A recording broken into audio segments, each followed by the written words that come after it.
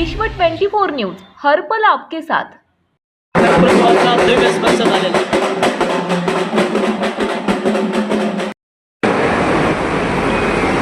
आपले गट शिक्षणाधिकारी गौरे साहेब, आनंदराव कोकाटे आणि सर्वच शिक्षक समितीचे, तुमचे शिक्षक संघाचे,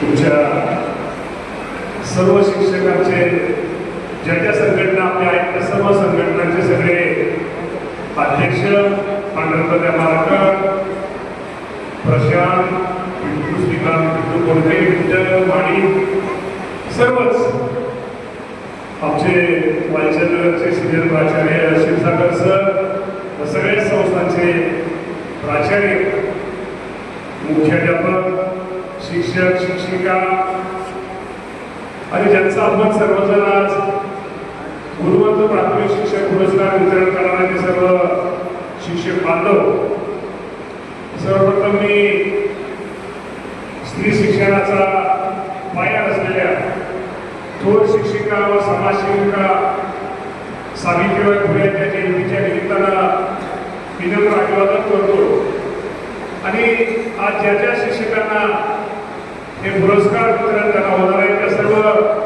माझ्या शिक्षक शिक्षिका बांधवांचं त्यांचं अभिनंदन करतो आणि अभिनंदन सर्व शिक्षकांचंच केलं पाहिजे, परंतु कुठेतरी आपण एक ठराविक निवड करून आणि त्यांना कुठेतरी पाठिंबा, त्यांना कुठेतरी हा पुरस्कार देऊन त्यांनी परत दुसऱ्या दिवशी डबल जोमानं काम करावं, डबल जोमानं त्यांनी माझ्या विद्यार्थ्यांना एक चांगल्या प्रकारचं शिक्षण द्यावं, ही खरं त्यातनं एक उद्देश असतो आणि जो शिक्षक शिक्षिका समाजामध्ये एक चांगलं काम करतात त्यांच्या पाठीवरती शाबासकीची थाप द्यावी, तीच खरं तर भूमिका जिल्हा परिषद आणि पंचायत समितीची या माध्यमातून असते.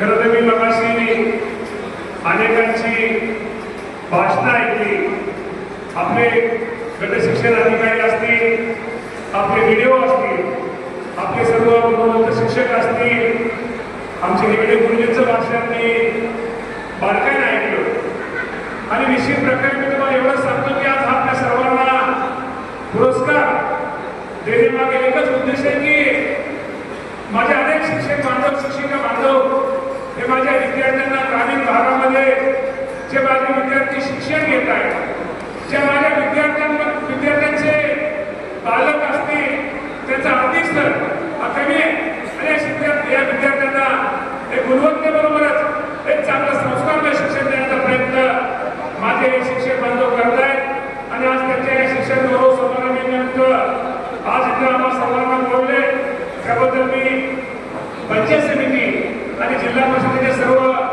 अधिकाऱ्यांचे मी निश्चित प्रकारे त्यांचेही आभार या निमित्तानं निश्चित प्रकारे मानतो आणि मी तुम्हाला एवढं माझ्या शिक्षक बांधवांना सांगतो की शेवटी आपली जिल्हा परिषदेची शाळा, ज्या शाळेमध्ये त्या सर्वोत्तम परिसरामध्ये ग्रामीण भागामध्ये तुम्ही माझ्या विद्यार्थ्यांना एक चांगलं काम शिकवण्याचं काम करताय आणि ते निश्चित प्रकारे त्याचा आम्हा सर्वांना एक वेगळ्या प्रकारचा अभिमान आहे. या तालुक्यातील आमचे प्राथमिक शिक्षक, माझे सगळे शिक्षक, माझे शिक्षक भगिनी हे निश्चित प्रकारे त्यांच्या माध्यमातून हा पुरस्कार, त्यांना पण हा पुरस्कार देतोय आणि आता एक निश्चित प्रकारे एकच आमच्या सगळ्यांचा उद्देश आहे की आपण पाहतो की आपल्या नाशिक तालुक्यातली शिक्षक रणजित सिंग डिसले या ग्रामीण भागातील शिक्षणात क्रांती घडवून आणली आणि युनेस्कोतर्फे जो दिला जाणारा ग्लोबल टीचर पुरस्कार हा डिसले गुरुजींना मिळाला.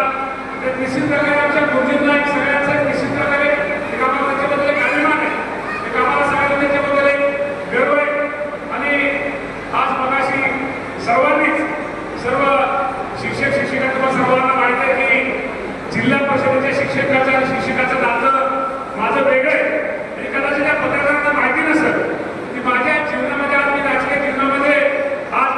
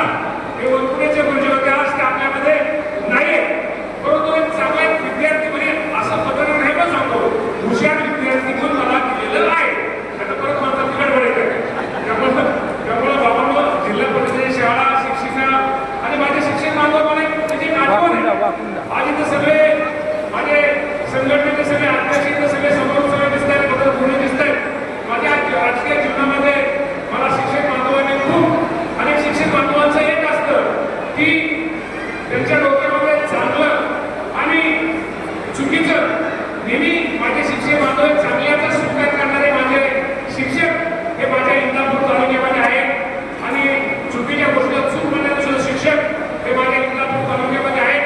तर निश्चित प्रकारे आम्हा सर्वांना अभिमान आहे.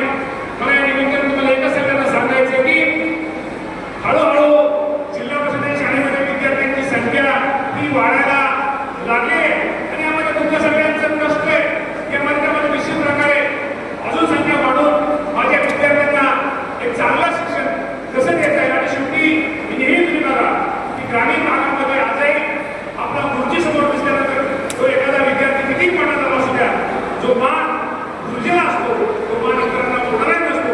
याचे आपल्या समोर अनेक उदाहरणं निश्चित प्रकारे आपल्या सगळ्यांनी पाहिली आहेत. खरं तर हा पुरस्कार तुमच्या सगळ्यांच्या कष्टाचा आहे, निष्ठेचा आहे, विद्यार्थ्यांप्रती असलेल्या प्रेमाचा गौरव आहे. हा पुरस्कार केवळ गौरव नसून, सन्मान नसून आणखी जबाबदारीची आपण हा देणार आहे. आजच्या काळात शिक्षण व्यवस्था आता वेगळ्या डिजिटल शिक्षण आपल्याला माहिती आहे की नवीन राष्ट्रीय शिक्षण धोरण, कौशल्यधारी शिक्षण या सगळ्या बाबतींना माझ्या प्राथमिक शिक्षकांना आता योग्य दिशा घ्यायची आहे. आणि मला सर्व शिक्षक बांधवांना सांगायचे की तुमच्याकडून खूप अपेक्षा त्या ग्रामीण भागातील पालकांच्या आहेत. त्या अपेक्षा तुम्ही निश्चित प्रकारे त्या तुमच्या जबाबदाऱ्या ते तुम्ही पार पाडतात हा विश्वास माझ्यासारख्याला आहे.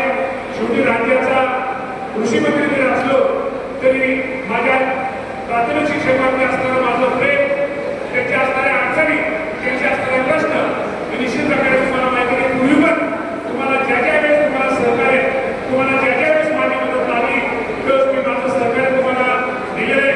आणि भविष्यामध्ये सुद्धा तुम्हाला माझ्या शिक्षक बांधवांना कुठलीही अडचण असू द्या किंवा कुठल्याही तुम्हाला सहकार्य असू द्या, भविष्य काळामध्ये एक राज्याचा मंत्री किंवा आमदार बनण्यापेक्षा तुमच्या सगळ्यांचा मोठा भाऊ, लहान भाऊ या नात्याने तुमच्या सगळ्यांच्या पाठीमागे आहे.